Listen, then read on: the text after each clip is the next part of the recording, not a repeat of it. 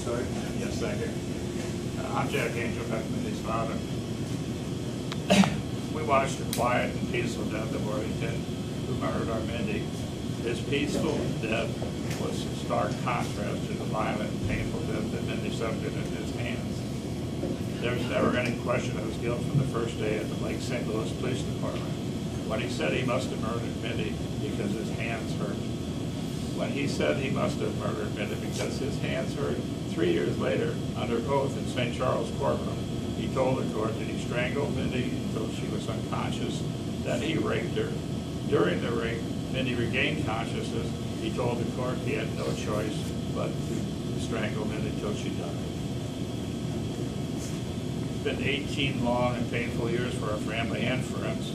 We have reached justice. These 18 years were the longest roller coaster ride. Many ups, many downs, but it's now time to get off the roller coaster and go on with the rest of our lives. We will always have Mindy in our hearts and thoughts. Remember the joy she gave to everyone who was part of her short life.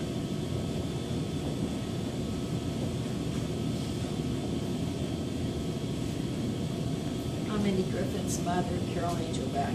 We're relieved that this portion of our daughter's murder is over, and we won't have to think of Worthington again. We can just remember our Mindy's life. His brutal act cut out the heart of our family, sending Mindy to an early grave and depriving us, her siblings, and their children of 11 presents that would have enriched their lives. We will always cherish memory of our Mindy's life, which was taken too soon by his senseless act. And I would like to take this time to thank Chief Mike Force, Detective Don Boland, who stayed with us and helped us out when we couldn't stand, listened to our cry, and prayed with us for God to give us the strength to make this journey. We then met prosecuting attorneys Tim Braun and Ross Bueller, and victims advocate Maggie Menifee, who again listened to our cry for help as we asked him many times how we were supposed to learn to live the rest of our lives. Thanks, Mike.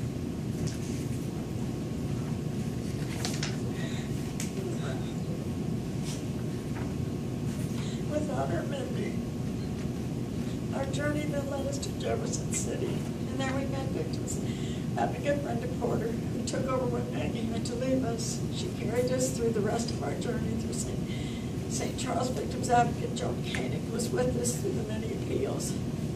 Becca Hooper, victims advocate from the Attorney General's office, was through us in the final days to help us see the light at the end of the tunnel. Kate Crockett, who was there for us for the last 15 years, and helped guide us through the legal process and calm my fears when I couldn't take another breath.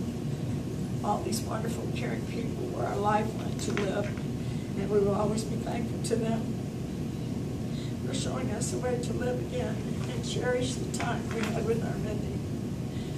Many of these people were here today to help us through the end of this journey. I would like to send a special thank you to Kimberly Evans, who has listened to my fears and helped me, give me the strength to see this through to the end. I would also like to thank Stephen Hawk and all the attorneys in the AG office for all their hard work to see that justice was done for our Mindy.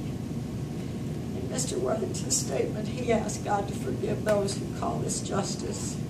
I believe he made a mistake, as he should have asked God to forgive him for the rape and strangling my daughter not once but twice. His execution has nothing to do with politics.